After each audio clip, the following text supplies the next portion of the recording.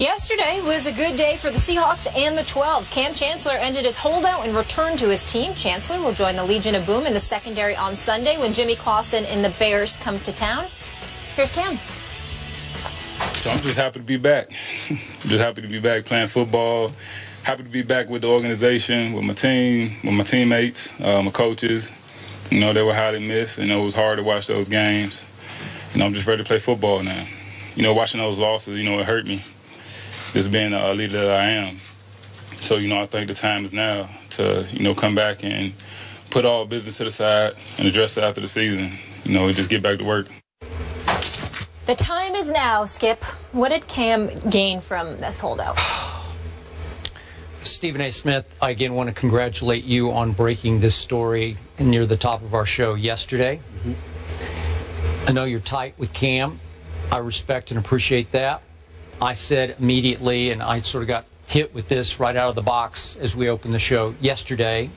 It struck me as noble and impressive that Kam swallowed his considerable pride, listened, as you pointed out, to Ray Lewis, the great Ray Lewis, and said, I got to get back and help my football brothers in that locker room. Love all that. Then last night, after you and I talked, I began to think about, okay, so what's the upshot of all this? What purpose did this serve? What did Kam ultimately gain from all this? What did he earn from all this? And the answer is absolutely nothing. All that he accomplished was helping his brothers in that locker room dig an 0-2 hole for themselves, right? I mean, if he's there, I think they win the first game at St. Louis. I don't know about the game at the Bad Man at Lambeau Field, but maybe they win that one too with Kam. I don't know. But he lost 2 game checks. It's about $500 grand. Now, I don't know, maybe Seattle quietly will make good on those 2 checks. I don't know that. But maybe not. I think they dug in, did Seattle management. We've talked a lot about that. So the quarterback of the defense, the guy who runs the defense, what was his game plan through all this off the field?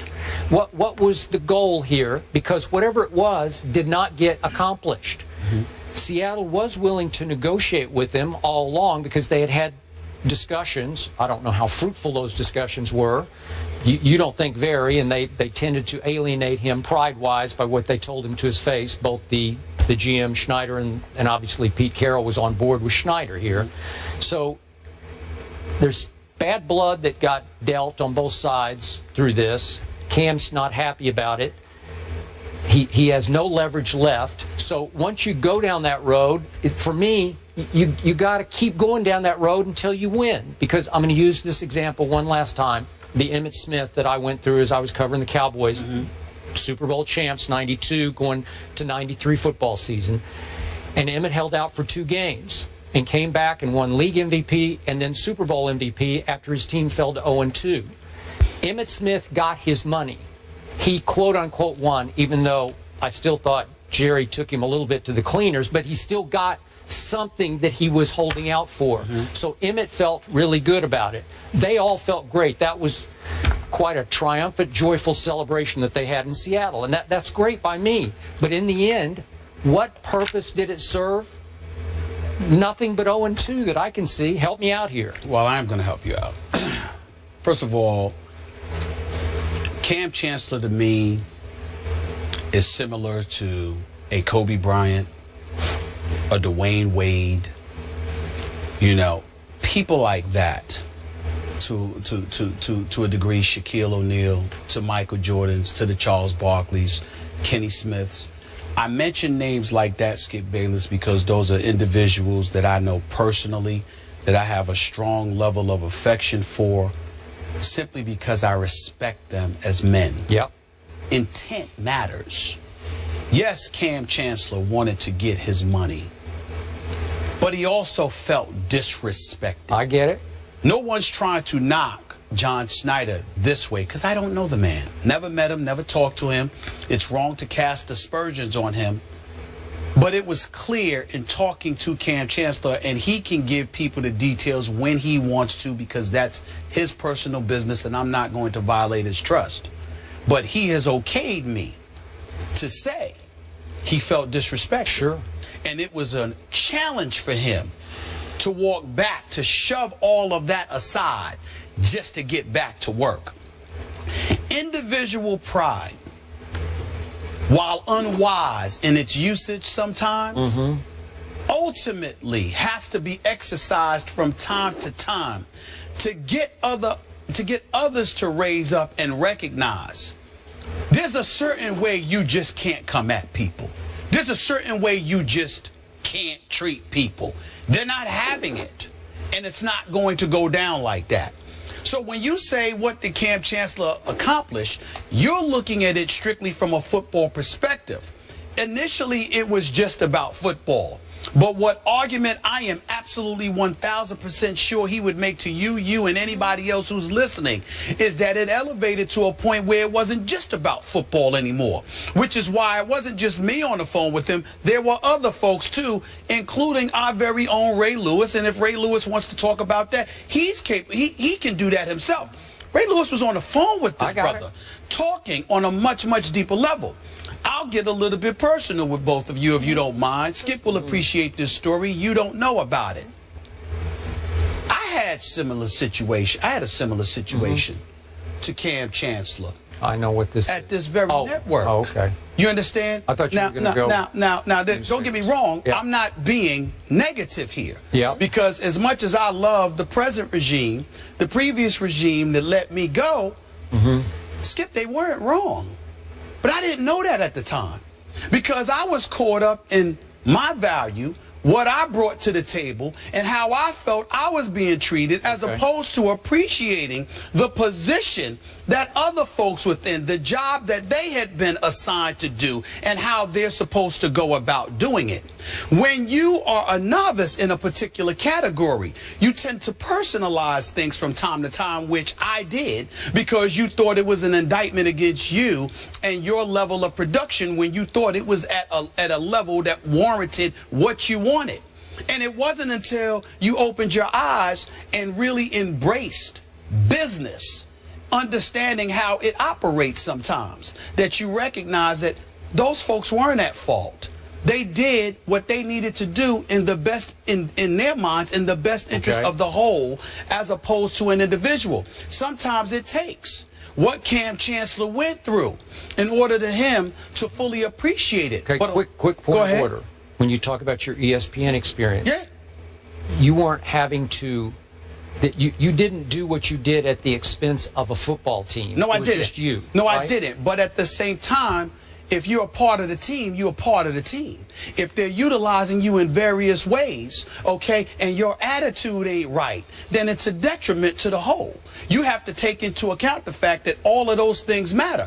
I can work with Skip Bayless, and no matter what I'm going through no matter what I'm going through in a professional life, even though life is very, very good for me at this particular juncture in time, if I were going through something adversarial, I could still come on this show and do what I do every day, because from a personal level, I'm able to harken back to when I was gone and who one of my top supporters were. It was Skip Bayless, sitting here fighting for me, wanting me to be here, wanting me to work with him every day and pounding the pavement and alienating some folks because he wanted me so badly. So what I'm saying to you is that, but sometimes you got to go through that before you know better. And Kam Chancellor hadn't gone through that before, so he didn't know better. So even now, though he's back, somebody had to educate him about, look, this is what it's costing not just the team, but you. And you have to put other things aside.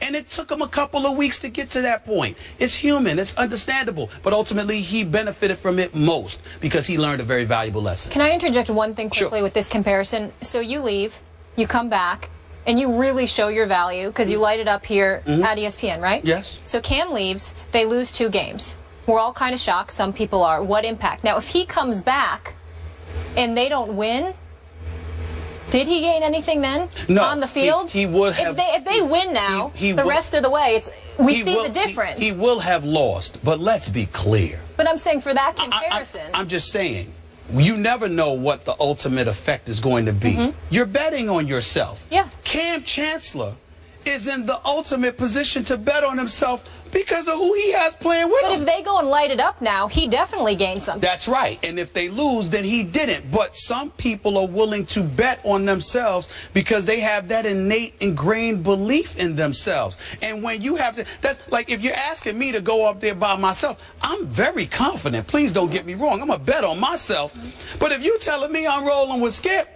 my confidence is going to be a little bit higher. Yeah. You see what I'm saying? Because I believe in us, you know, just as much as I believe in me. So that's what's going on here. He didn't lose. It's just a matter of how much he's going to ultimately win. Because trust me, he ain't losing that money. They're going to give him the money back for those 2 games. I hope so. The flip side of your point, the downside of your point, and I hate to even raise this issue, but we all know this is a violent game that he plays. He had his knee issue going into the Super Bowl. Right. So he's also risking his future here unprotected for the rest of this year, right? Yes. Yeah. Okay, so that concerns me a little bit, just a little bit.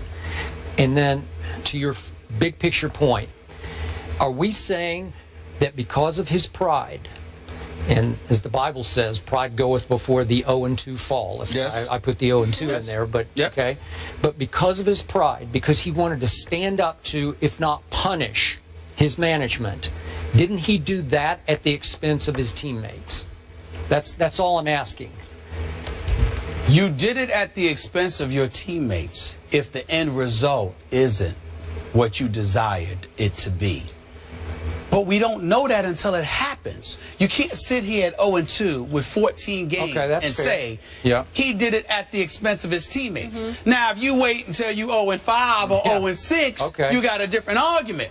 But 2 games into the season with 14 to go, I'm with you. Okay, you can't say he did that at the expense of his team. The only thing you got going on your side of that argument is you now have Jimmy Clausen and the Detroit Lions coming to town. So you got a chance to at least right the ship initially. Sure. So I give you that point, but I still not exactly sure what got accomplished here. You never know. We'll find out. You never know. Not only we'll find out the rest of this season, we'll find out in the off season whether or not a team is willing to revisit the similar situation again. Or do you trade them? Maybe. Maybe. We shall see. Moving on, though, Patrick Kane is under investigation for sexual assault, but he's still playing in the NHL. Should he be?